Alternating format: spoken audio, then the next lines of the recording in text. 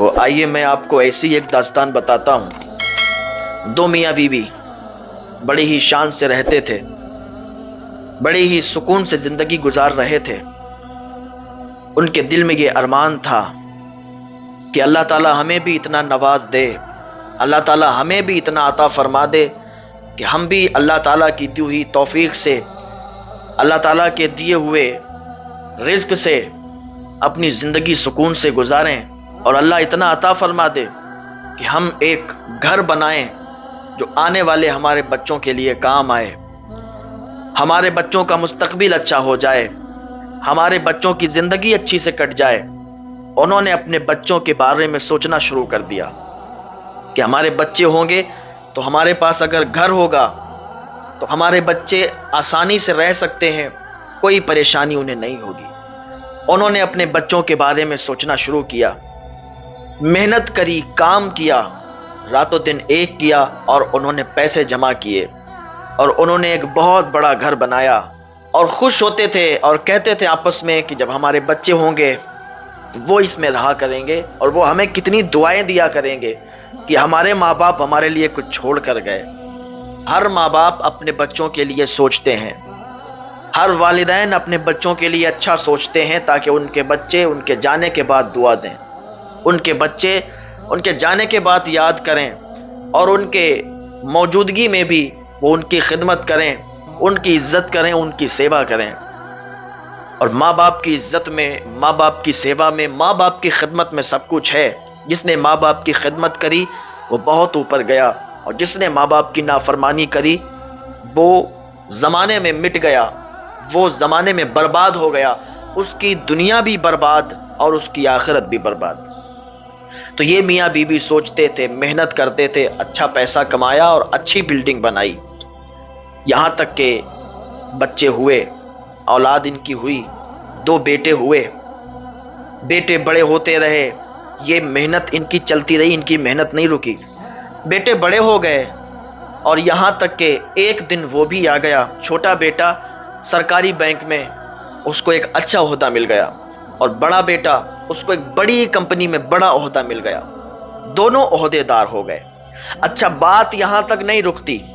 جب انسان کو عہدہ ملتا ہے، جو انسان عزت دار ہوتا ہے وہ اپنے عہدے کا غلط استعمال نہیں کرتا، اور اپنے گھر والوں کو، اپنے رشتہ داروں کو بھولتا نہیں ہے۔ وہ اپنے گھر والوں سے، اپنے رشتہ داروں سے، دوستوں سے ویسے ہی پیار کرتا ہے جیسے پہلے کرتا تھا۔ لیکن کچھ بے غیرت ہوتے ہیں جو عہدہ ملتے ہی اپنے گھر والوں کو، اپنے ماں باپ کو، اپنے رشتہ داروں کو، اپنے دوستوں کو بھول جایا کرتے ہیں۔ بھول جاتے ہیں کہ کوئی ہمارے دوست بھی تھے، بھول جاتے ہیں کہ کوئی ہمارے ماں باپ بھی تھے، اپنے عہدے میں مگن ہو جاتے ہیں، ماں باپ کی قدر نہیں کرتے، ماں باپ کی خدمت نہیں کرتے، انہیں نیچا لگتا ہے، نیچا پن محسوس ہوتا ہے کہ اب تو ہم بڑے عہدے والے ہو گئے، اب تو ہم بڑے عہدے دار ہو گئے، اب کیا، اب تو ہماری لوگ خدمت کریں، ہم کیوں کسی کی خدمت کریں، وہ یہ سوچتے ہیں۔ تو یہ جو ان دونوں نے سوچا تھا تو وہ عہدے والے ہو گئے۔ ابھی تو سب اچھا چل رہا تھا، یہاں تک کہ ان کی شادی کروا دی گئی، ان دونوں بیٹوں کی شادی ہو گئی، بیویاں گھر پہ آئیں۔ اچھا، بیویاں جب نیک آتی ہیں، جب نیک مل جائے بیوی تو گھر جنت بنا دیا کرتی ہے، اور بیوی جب بری مل جائے تو پھر گھر جہنم بن جایا کرتا ہے۔ جو بیوی نیک ہوتی ہے تو ساس سسر کو اپنی ماں کی طرح رکھتی ہے، اور جو بیوی بے غیرت ہوتی ہے وہ ساس سسر کو پریشان رکھتی ہے، وہ ساس سسر کی عزت نہیں کرتی۔ ابھی تو سب صحیح چل رہا تھا، بیٹے بھی خوش تھے، بہویں بھی خوش تھیں، اور ماں باپ بھی خوش تھے۔ ابھی ایک دن اچانک کیا ہوا کہ اس کا انتقال ہو گیا، اس آدمی کا انتقال ہو گیا۔ اب صرف یہ خاتون بچی، اب یہ صرف عورت بچی، عمر بھی کافی ہو چکی تھی، بڑھاپے کی دہلیز پر پہنچ چکی تھی، بیماریاں بھی لگی ہوئی تھیں، کبھی کسی چیز کی دوائی چلتی تھی، کبھی کسی چیز کی دوائی چلتی تھی۔ تھوڑے دن تو سب کچھ اچھا رہا، تھوڑے دن تو سب کچھ بہتر چلتا رہا۔ پہلے بیٹے آتے تھے کام سے، جاب سے، اور وہ کمپنی سے آتا، تو جب بھی آتے تھے تو ماں سے پوچھا کرتے تھے کہ ماں آپ نے دوائی کھا لی ہے، ماں آپ نے کھانا کھا لیا ہے، ماں سے پوچھا کرتے تھے، ماں کے پاس بیٹھا کرتے تھے، ماں آپ ہو تو ہم لوگوں کو کوئی فکر نہیں ہے، ہمیں کوئی ٹینشن نہیں ہے، آپ ہمارے لیے دعائیں کرتی رہو۔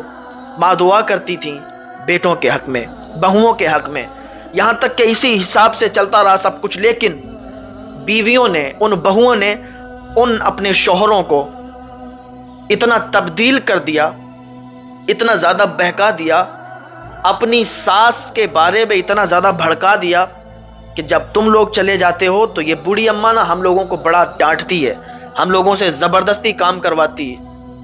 جبکہ اصل بات تو یہ تھی کہ جب وہ کام پر چلے جاتے تھے تو بہو میں ساس سے کام کرواتی تھی۔ اماں جی آج کچن میں آپ کھانا بنائیں گی، اماں جی کھانا بن گیا ہو تو کپڑے دھل دو، اور کپڑے دھل گئے ہو تو برتن دھل دو، اس طریقے سے باتیں کیا کرتی تھی۔ اور جب بیٹے آتے تھے تو سامنے چپڑی چپڑی باتیں اور میٹھی میٹھی باتیں کرتی اور ساس کے بارے میں بھڑکاتی تھی، تو بیٹوں کے دل میں بھی فرق آ گیا۔ بیٹے کہنے لگے اماں جی آپ پہ یہ اچھا نہیں لگتا کہ آپ اپنی بہوؤں کو اس طریقے سے ٹارچر کرتی تھی، جبکہ ریئل بات تو یہ تھی کہ بہو میں ساس کو ٹارچر کرتی تھی، لیکن بیٹوں کو کیا خبر تھی۔ بیٹوں کے دل پتھر ہوتے چلے گئے۔ پہلے آتے تھے تو پوچھا کرتے تھے کہ اماں آپ نے کھانا کھایا کہ نہیں کھایا، دوائی کھائی کہ نہیں کھائی، لیکن اب ان کے دل پتھر ہو گئے۔ اب آتے ہیں تو صرف سیدھے اپنے کمرے میں چلے جاتے ہیں۔ ماں نے سوچ لیا کہ بچوں کے دل میں اس بوڑھی ماں کی کوئی جگہ نہیں ہے، چلی گئی اپنے کمرے میں اور بستر پر راتوں رات روتی رہی۔ رات کے سناٹے میں اس نے کپڑا اوپر ڈالا اور ڈالنے کے بعد نکل گئی اپنے شوہر کے دوست کے گھر پہ۔ وہ وکیل تھا، ان کے پاس جا کے کہا کہ بھائی صاحب ہمارے شوہر ایک لاکر میں ایک فائل رکھ کر گئے تھے، اور انہوں نے کہا تھا کہ یہ فائل جب تمہیں ضرورت ہو تب اس کو کھول کر دیکھ لینا۔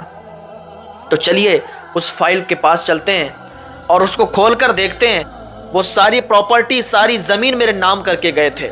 آج وقت آ گیا ہے کہ ساری پراپرٹی، ساری زمین کو میں غریبوں اور یتیموں میں بانٹ دوں۔ تو جو وکیل صاحب تھے انہوں نے کہا کہ آپ یہ بتائیے کہ آپ اپنے بچوں کو نہیں دیں گی؟ تو انہوں نے پوری کہانی بتائی کہ ہمارے بچے جب ہم کو مان نہیں رہے اور وہ پراپرٹی بیچ کر کے ہمیں گھر سے نکالنا چاہ رہے ہیں تو پھر ہم اپنے بچوں کو دے کر کیا کریں گے؟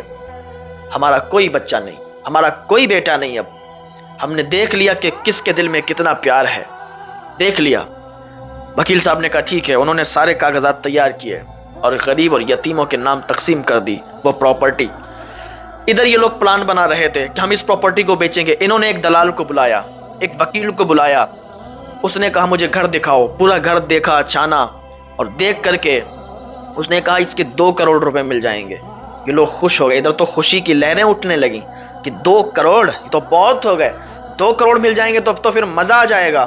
تو کہا ٹھیک ہے جلدی سے کاغذات لاؤ اور میں اس کی پرکریا شروع کرتا ہوں۔ تو بیٹا اندر گیا اور جا کے کاغذات لے آیا، کہا لیجئے یہ پراپرٹی کے کاغذات ہیں۔ کوئی دوسرے کاغذات تھے، اس نے دیکھا، کہا کیا مجھے بے وقوف بناتے ہو یا مجھے بے وقوف سمجھ رہے ہو؟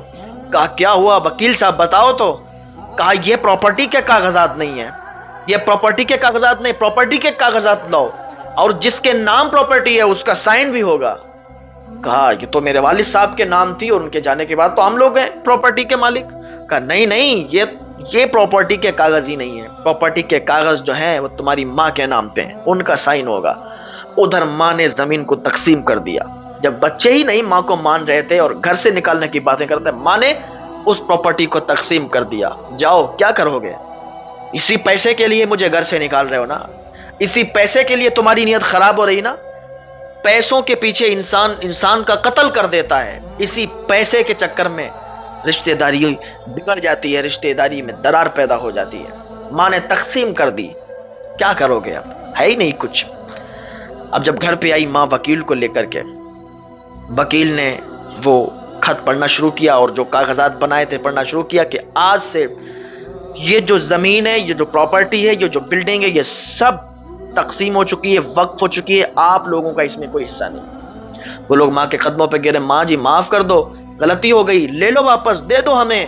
ماں نے کہا اب نہیں نہیں نہیں، یہ تو تقسیم ہو گئی، تم نے بڑے درد دیے، بڑی تکلیف دی، ہم نے یہ سب کچھ کیوں کیا تھا؟ یہ تمہارے لیے تو کیا تھا، لیکن تم اس حد تک نکل جاؤ گے یہ نہیں پتا تھا۔ ماں نے ساری تقسیم کر دی۔